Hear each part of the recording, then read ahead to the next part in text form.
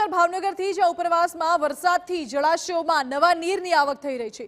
સિઝનમાં પહેલીવાર રોજકી ડેમ સંપૂર્ણ રીતે ભરાઈ ગયો છે। ડેમ સંપૂર્ણ ભરાઈ જતા એલર્ટ જાહેર કરાયું છે। નીચાણવાળા 10 ગામડાઓને સતર્ક કરવામાં આવ્યા છે। થોરાળા, ગોરસ, સાગનિયા, લંખુપરાને સતર્ક કરાયા છે તો મહુવા, કટપર ગામોને પણ એલર્ટ કરાયા છે।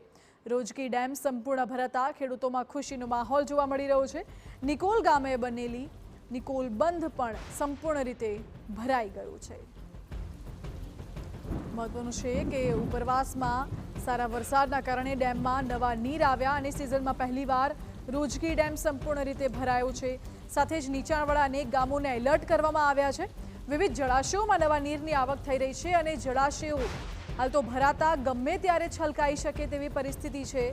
એટલા માટે નીચાણવાળા ગામોને એલર્ટ કરાયા છે। સાથે જ નદી કિનારે ન જવા માટે, ડેમની આસપાસ ન જવા માટે પણ તંત્ર દ્વારા સૂચનાઓ આપવામાં આવી છે। ડેમ ભરાઈ જતા હાલ તો તંત્રએ એલર્ટ પણ જાહેર કર્યું છે અને નીચાણવાળા 10 ગામો એવા છે જેમને સતર્ક કરવામાં આવ્યા છે। મહત્વનું છે કે રોજકી ડેમ આ સિઝનમાં પહેલીવાર ભરાયો છે અને સૌરાષ્ટ્રમાં આ વખતે સિઝનનો 128% જેટલો વરસાદ વરસ્યો છે।